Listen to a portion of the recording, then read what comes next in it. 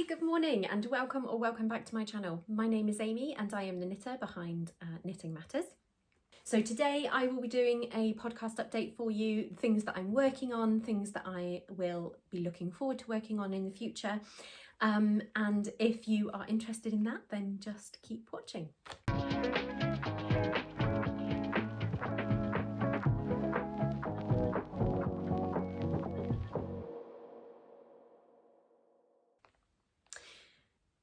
So the first thing I'd like to share with you today is what I'm wearing, and I feel so proud just having this garment on my body. This is, of course, the Porcelain Sweater by Knit, and I think if you are a knitter and you've spent any time in the knitting community in the last few weeks, you will recognise this pattern. So this is the one. Now I have really enjoyed wearing it. I finished the body a little while ago and then I procrastinated something terrible for casting on the sleeves for no other reason than, although it is absolutely stunningly beautiful, this leaf pattern drove the devil into me. So with colour work, as you can see with most of the colour work patterns, it's a regular one blue, one white, one blue, one white, or even over multiples of 5, so a regular pattern. You know, it'll be 2 blue, 1 white, 2 blue, 2 white, 1 blue, 2 white, and that sticks in my head, really easily sticks in my head, and once I've knit a couple of repeats, I'm away. But the leaf pattern, it's a repeat over 12 stitches that didn't make logical sense to me. So I was constantly having to check the pattern, which meant that I needed to sit and concentrate and wasn't able to focus on, you know, what was on TV or in social situations. I tend to enjoy knitting in social situations. So I found the leaf motif really difficult. And the first time I did the leaf motif on the body, I made a catastrophic error. I completely omitted a whole row of right in the middle of the leaf motif, and I didn't notice until I got to about here. So I had to rip the whole lot back to this bottom blue line and start again. Now, I am obviously very pleased that I did that. The finished outcome is so beautiful. I cannot emphasize that enough. This pattern is delicious. I just wanted to say the leaf pattern was not my favorite part, and I don't know why I felt the need to say that, because actually it looks stunning and I wouldn't change it and I would knit it again. And in fact, my daughter has requested that I make her one, so she would really like this to be her Christmas jumper in this winter coming, so the Christmas of 2025. She would really enjoy to have a match with me. So I am looking at other solutions, maybe something not quite as expensive as the yarn I used for this one. I haven't mentioned that actually. So the yarn I used was the recommended yarn in the pattern. I used Tin Pirgint by Sandaskan. This one is the shade 2641. I'm not sure of the name, I'm really sorry, I'll try and remember and pop it on the screen. And this is the shade Jolly Blue, and I don't have the ball band, so I don't know what the colour was. As you can see, I only used a tiny amount of the second one, and these were held together with the matching silk mohairs. So these are the same shades in the Tin Silk Mohair by Sandaskan. So as you can see, I've got quite a lot left over, and I think I'm going to make myself some mittens with these. I quite like the look of the frost mittens or the songbird mittens, but I think that would be really lovely to use the leftovers on something that matches what I hope will be my favourite jumper this winter. So the pattern is you start at the back yoke and knit down. So you do this pattern obviously is on the back, so you knit down, then you pick up the stitches at the shoulder for the sleeves and knit the front yoke, and you join in the round here somewhere on this white bit just before you start the second blue colour pattern. And there is a third colour work band here, which I've really enjoyed. The only thing I'm not too sure about with this jumper is it hits me right at my hips, and I think I personally would prefer it to be just slightly longer, maybe 1 centimetre or 2 longer, and I'm considering ripping the ribbing out and knitting a couple more centimetres here before I redo the ribbing. But I don't have a strong inclination to do that right now, and I think that might be something that I look at doing in the autumn, but then realistically in the autumn I'm going to be wanting to wear it, so who knows if I'll actually get around to doing that. But I do wish I'd made it just a touch longer, and I might get over that, but if I don't, I absolutely will rip it out and knit it again, because I just know that that's what I'm like. So I procrastinated a little bit. So once you finish the body, then you pick up stitches for the sleeves, and I procrastinated for no other reason than I was not looking forward to doing the leaves again. So you can see it's a bit more obvious on the sleeves. My tension is a bit tighter on the colour work than it is on the stockingette, so I may have to do something different when I make my daughters. But on the sleeves you just have these two colour work stripes, and I love that when I'm standing they match up in line. I think that is just a really beautiful touch and I love it.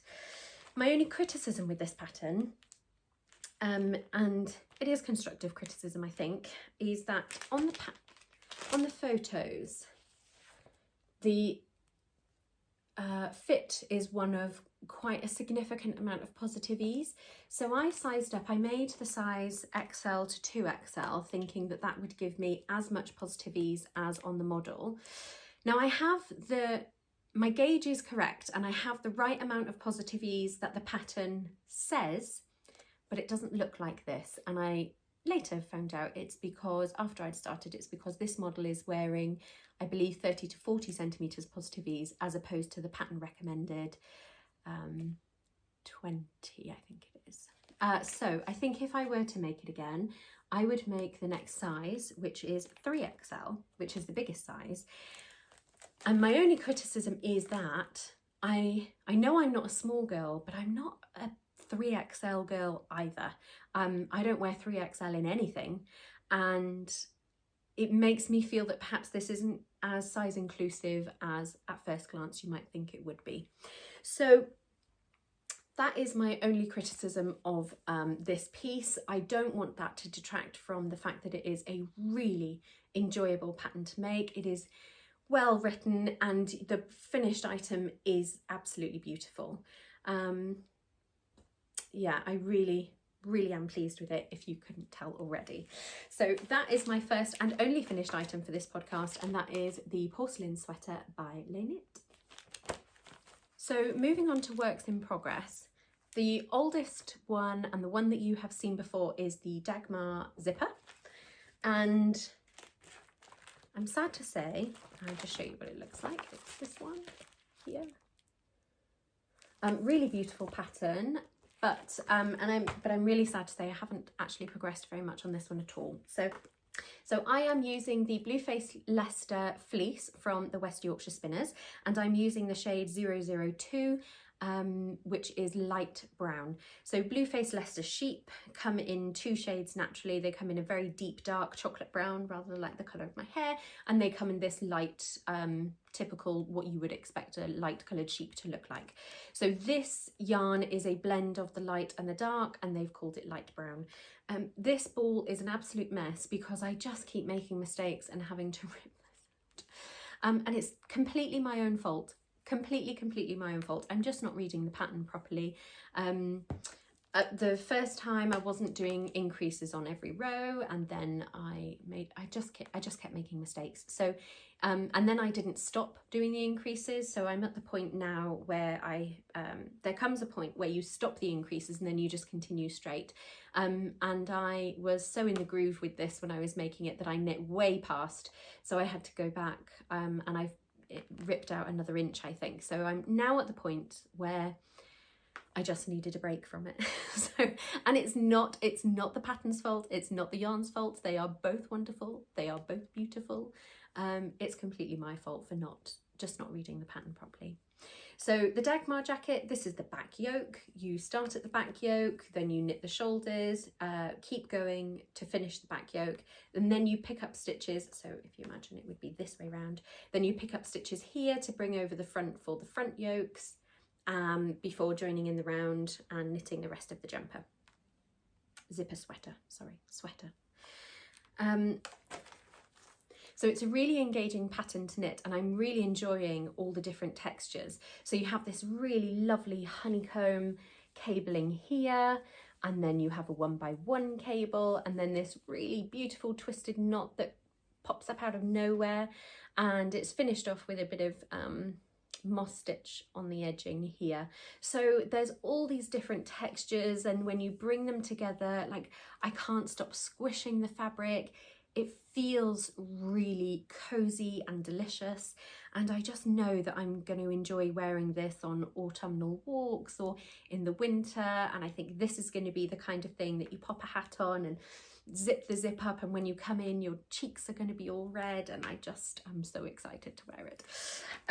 So it's really beautiful. There is nothing wrong with the pattern and there is nothing wrong with the yarn. It's just my ability to read it has been lacking, so I need to just sit down and concentrate on this one. But that is my progress on the Dagmar Zipper Sweater by PetiteKnit. Right, I've had a terrible case of cast-on-itis in the last fortnight. I have cast on 3 new projects, which I probably shouldn't have, but I was so excited to finish this one and over Easter I finished 2 sweatshirts for my children. So I think altogether I finished 3 quite significant projects, so I just wanted to cast on everything. The first was these Sunday socks for my husband. They, as you can see, they are a very large size. I thought they looked absolutely huge, but he says they fit him fine. He doesn't like them tight anyway, so yeah. And I am knitting them in Drop Slima. So I have this Drop Slima in the colour Rust. I had made myself a Louvre sweater by PetiteKnit in this very yarn, and really enjoy it, really enjoy the way it looks, really enjoy it the way it feels. But I had 3 or 4 balls of this left over. I always slightly overbuy because I hate playing yarn chicken. So I had this left over and I thought I would turn it into some Sunday socks for my husband. As you can see, I have made 1 so far. He works outside a lot, especially in the winter, and he really enjoys wearing woolen socks in his wellies. So he tends to wear a pair of thin cotton socks or sports socks or something like that, and then he'll put a pair of these on over the top. He finds that they keep his feet warm and dry, especially in the cold weather. So throughout the years I've knit many pairs of socks for him, and the socks that I've always made, for some reason I find it really difficult to find double knit sock patterns, or sock patterns for double knit weight yarn, which is his preference. So I found these, again, PetiteKnit, but he really enjoys it, like really enjoys it. So these are knit top down. All the socks I have ever knit to date have always been toe up, so it was a new experience for me to knit them top down. And I have to say, I didn't love it. So I think for the second sock, the only reason I haven't cast it on yet is because I'm actually contemplating starting at the toe and knitting them and altering the pattern so that it is toe up, because that is my preference. So he really enjoys them. As you can see, there's only 1, so I do need to cast the other one on. They feel absolutely glorious on my feet, so I think I will probably make myself a pair as well. Yeah, I have a few more balls of Lima left over from things that I made for my children when they were smaller, so yes, if these are a success I will be making myself a pair of those. But that is my second work in progress for this week.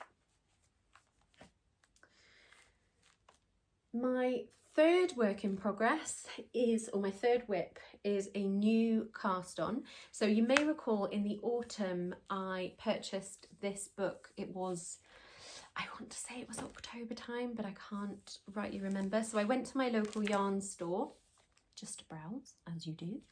And while I was there, they had a sample of this sweatshirt on the rail. It's called Whisk. I absolutely fell in love with it. So I tried it on in the store and completely fell in love with it. It was really soft and squishy and colours that I really enjoy. You may notice these are colours that I enjoy having in my life. So they didn't have a huge Rowan So it's from, obviously, the designer Rowan. Who knit it? Who is the actual designer though? Oh, Lisa Richardson. I love her. She does amazing patterns. Lisa, if you're watching, I'm fangirling you big time here. So it's knit with the Rowan Tweed Haze, and there isn't a huge colour selection available, but that didn't really matter to me because I wanted to knit it in the colours for the sample anyway. So I purchased the all the colours required. So this is a blown yarn, a blown alpaca yarn. So you can see it has that, which means, if you don't know, it means there is a long mesh tube that runs the length of the yarn, and they just blow the fibres, the animal fibres, once they've all been combed and separated and prepared, they blow them through the tube and they sort of cling on inside that netting. I wonder if I got an end that I'll be able to try and show you. Here, if I pull one out here. So I don't know if you'll be able to see that, but if I gently pull it apart, can you see? Oh, I don't think you can. I'll try and insert an image so that you can see what I'm talking about. But either way, it's a very fluffy yarn, it's very squishable. And what I really like about these yarns is all of the colours have other colours running through them. So they're not flat, you have this sort of tweed effect. You can see bits of orange here, bits of blue, bits of grey. And on the grey, you can see there's quite a bit of pink in this one, bits of orange, bits of blue.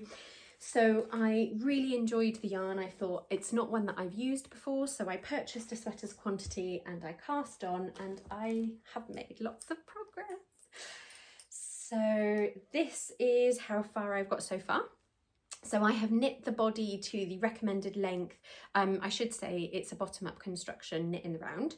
So I have knit the body to the recommended length. The next step, however, was to knit the sleeves to the recommended length, and then you connect them all in the round before doing the yoke. So I have knit a few sweatshirts bottom up. When I started knitting, and for many years, I only ever knit flat patterns and seamed them together.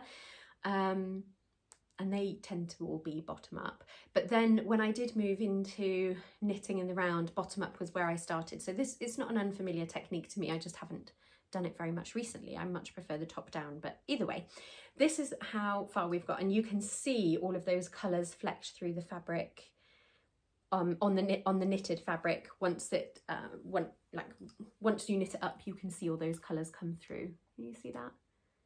I think it's beautiful. There we go. So I went to cast on the sleeves, but I didn't have DPNs in the sizes needed because this is quite a chunky knit yarn, hence why it's grown so quickly. And I just hate magic loop. I'm sorry to all of the purists out there who love magic loop. I just hate it. I just don't like it. I don't like I just don't like it.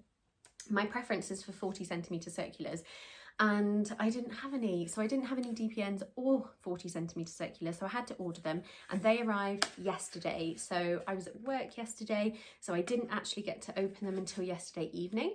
So I have ordered the Knit Pro Novas, which if you are in the UK or Europe, they are Knit Pros. If you live in America or Canada, this brand is Knitter's Pride, but where I say the word Knit Pro, know that I'm also talking about Knitter's Pride. They are one and the same. So I got the 5.5 and the 6cm 40cm circular cable. If you haven't seen them, I'll just show you what they look like. So they look like this, and they just enable you to knit a really small circumference. I have a whole range of 40cm sizes. So if I show you on this sleeve, you see, just the perfect size. So I have lots in the 40cm, and then I have a few 25cm lengths. Yeah, I have a few 25cm lengths for the cuffs, but they don't do these in a 25cm. So if this is too big for the cuff, then I will use DPNs, but I was quite keen to have some of these in my stash. These don't feel, yeah, okay, anyway. So I've got those. So my next task will be to knit the sleeves and connect in the round. So I'm really excited to do that. So that is my Whisk sweater by Rowan, but the designer is Lisa Richardson. I had a third cast on, so I cast on a third project this week. So about 15 years ago, no, let me go back again. So I have made the decision this year to clear out all of the yarn that I have stored in and around my house. I have got lots of leftover yarns. I mean, I've been knitting for the best part of, I think, 30 years. Yeah, I think I've been knitting for about 30 years, and I have got lots of odd balls of yarn or leftover balls of yarn or packs of yarn that I've purchased with the intention of making something, but then I never actually got round to casting it on. A few years ago, I purchased a load of yarn. I had a practically empty stash, and I purchased a huge lot of yarn from Berger de France. So they had quite a big website clearance sale, and I purchased loads and loads of their yarn. I think I spent about £200 British pounds, and that was with a huge discount on all of the yarns that were on their site. So needless to say, it was a large quantity, and I'm slowly working my way through it. So you may have seen in some of my previous podcasts, like the zipper sweater I made for my husband, that was using my Berger de France stash yarn. So anyway, my intention is to knit through as much as I can, or to only buy yarn that would complement, that would use a project, only buy yarn if I've got yarn in my stash. So for example, if I'm doing stripes or colour work, to use what's in my stash and only buy yarn so that I can finish that project. I've got quite a few, I've got a box of yarn from Debbie Bliss, the baby cash merino or the cash merino Aran. I purchased quite a lot of pink, white, blue and green for my children when they were babies, because I just always knew that I would use it, and I did. I used a substantial quantity of Debbie Bliss yarn when my children were younger, and I do still have some leftover quantities, so I do need to make, and I will probably make baby cardigans with those. It seems that my friends have stopped having babies. So we went through a phase in our lives where everyone we knew, it was like there was a new pregnancy announcement every couple of months.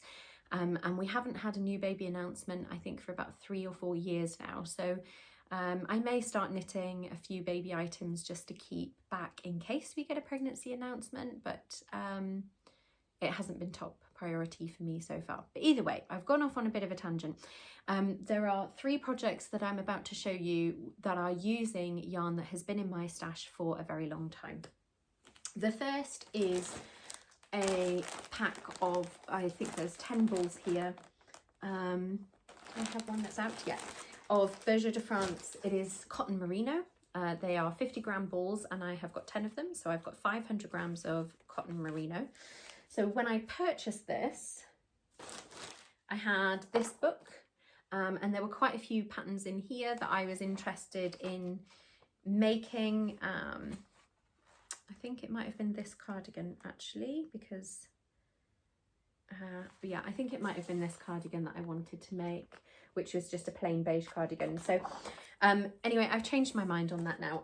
I may still, if I have enough yarn, I may still make it, but it is a double knit yarn, 50-gram ball. This is the shade, no name, but it does have a number, 10347. And it is 50% cotton, 50% merino double knit. Now, I purchased a pattern this week that I would like to make with this yarn, which is the Love Letter? Yeah, Love Letter top by Kutavo Kika. I adore Kutavo Kika. I'm sorry, Kika. I'm sorry. I adore Kutavo Kika, and if you haven't found her on YouTube yet, you really should hop over to her channel. She is an amazing designer, and the videos, particularly about her pregnancy journey and particularly about her wedding dress, really hit a nerve with me. But I really enjoy her patterns. I've purchased a few over the years, but this is the next one in line. I'm going on holiday at the end of May, and I really hope that I will make this top with my cotton merino yarn. I think I have enough actually to make my sister one as well. She's quite a bit slimmer than me and quite a bit smaller than me, so I will start with mine and see how much mine uses, and then we'll go from there. But and the alternative is I might, if there's enough left over, make my daughter a cardigan or something with the leftovers. But it's a really beautiful yarn. It's a lovely yarn, but it has been languishing in my cupboard. I think I bought this around 2016, I think. So it's been there long enough. It needs to come out of my stash. So this is going to become the Love Letter top by Couture Vokika. I have completely skipped past my last work in progress. So let me go back. So I have one more work in progress this week, and that is the Anker's top here by PetiteKnit. So a long time ago, and I would say it's probably about 15 years ago, I purchased 10 balls of Rowan yarn. It is, oh, I've got one here, Cash Soft DK by Rowan in this beautiful colour. This yarn, I believe, has now been discontinued, but so I can't get any more of it. It's very similar, I think, to the Cash Merino, but this is a double knit. It is, what is the yarn composition? I'm sure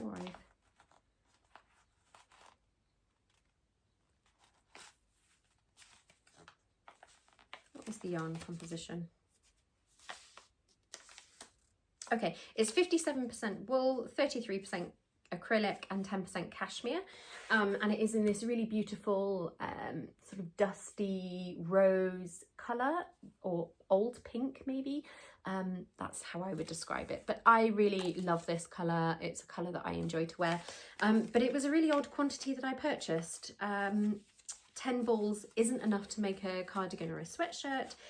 So I spent a little while trying to find a pattern that would use 10 balls of this yarn. And I know exactly why I bought 10 balls. It's because I had just finished making the owl jumper by Lisa Richardson. And I did fish that pattern out just to show you because it's really cute. Here it is. So the owl jumper by Lisa Richardson, and I knit it in the Rowan Pure Breeds, which was the recommended yarn for the pattern. I absolutely adored this jumper when I first made it, and then felted it not long after I'd made it. So I was really upset about that. But I purchased 10 balls because 10 balls is what I purchased to make this pattern, and it was plenty. And so I thought, well, I'll just buy 10 balls of everything in the future because then I'll have a little bit left over. What I didn't appreciate at the time is that this is a chunky knit yarn, so it was a worsted or Aran weight, and they came in 100-gram balls.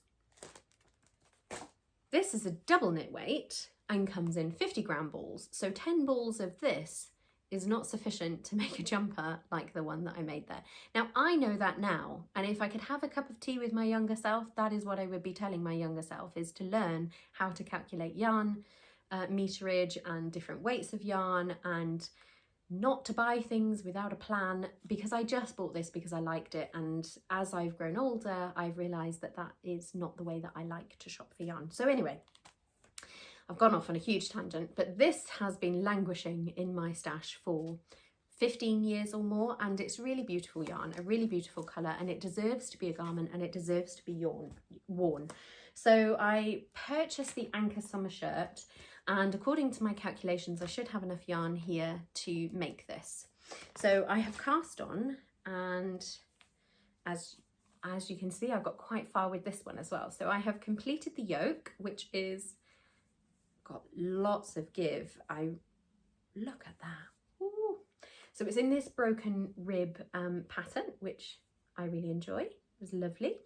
And I have completed the first sleeve. Now I've decided to do the sleeves first because if I do end up playing a game of yarn chicken, I would like to reduce the length on the body rather than the sleeves. So this is a top-down construction. You cast on for the neck, you do these rib sections, and then in the breaks here is where all the increases are.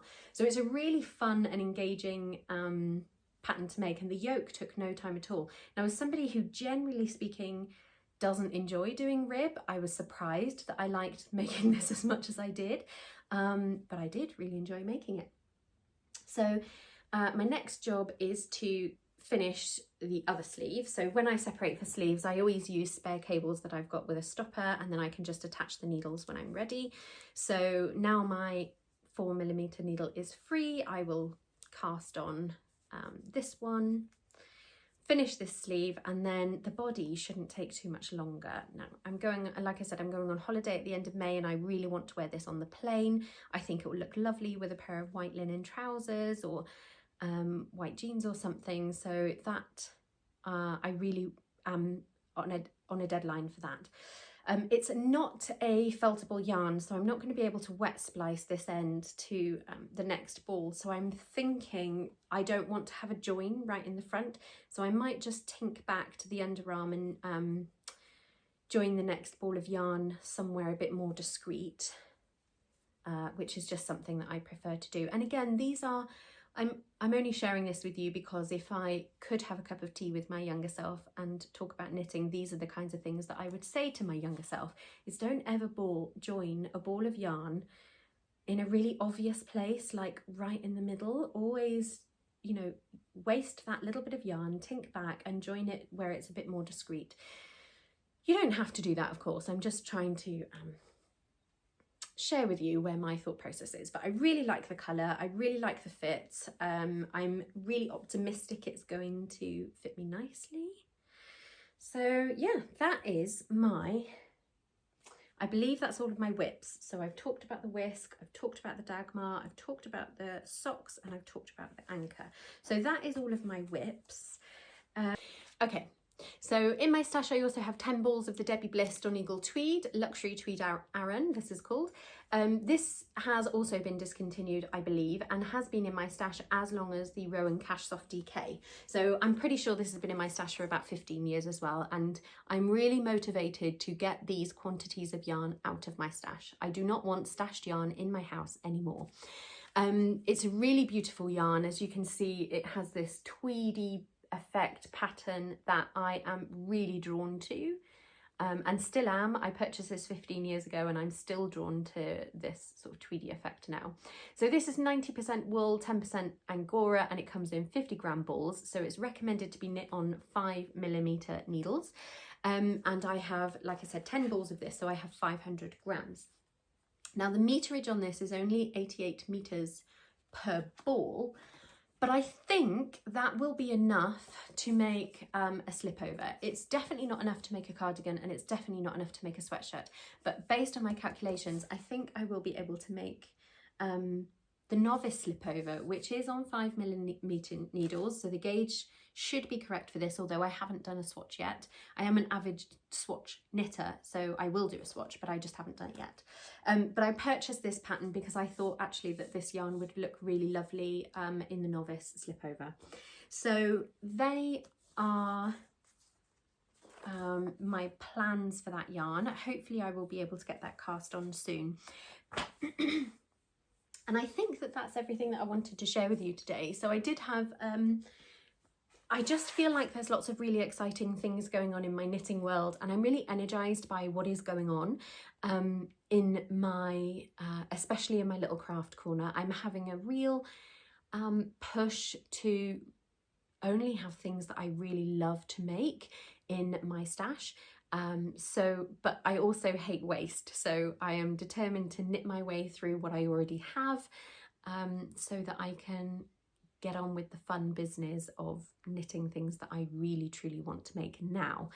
And this a lot of my stash, I never had an issue with having a stash because I used to knit an awful lot all the time, and then when I had my son, I still knit quite a lot of the time. But then I had my daughter, and not long after I had my daughter, COVID happened. And for my day job, I work in healthcare. I work in the hospital. So my My life became very chaotic in a very short space of time, and it took me quite a long time to rekindle, oh, well, just to pick up those things that we do for self-care. So I was only really in a mindset where I was able to tackle my stash recently. And I know COVID was a long time ago, I do know that, but what I've been doing between now and then is just impulse buying something that I want to make straight away and making it like this one. I wanted to make it, so I bought the yarn and I knit it straight away, without even looking at my stash or what was in there, or thinking about maybe making things that would use up my stash. So I don't know if that is a normal way to behave or not. That what was in my stash required a bit more thought, and I didn't want thought. I wanted instant pleasure, instant gratification. I wanted to buy it, make it, wear it. That's what I wanted to do.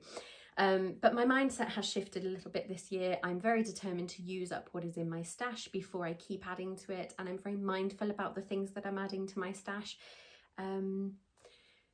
Anyway, I've gone off on a tangent about my stash. If you would like to see my stash, do let me know in the comments below, because I'm not against doing a stash video. Here I'm looking at it right now, so I'm sure that would be an interesting thing to do. So yeah, if you would like to see it, let me know, because it would, it's only really worth me doing if you want to see it. So yeah, and that's everything that I wanted to talk to you about today. So it was lovely to see you all again today. Do leave me a comment. If you would like to see more from me, hit that notification bell so that you are made aware of every time I post a video. Hit that subscribe button so that I know that I'm making content that you're enjoying looking at and watching, and I look forward to seeing you in the next video. Thank you. Bye.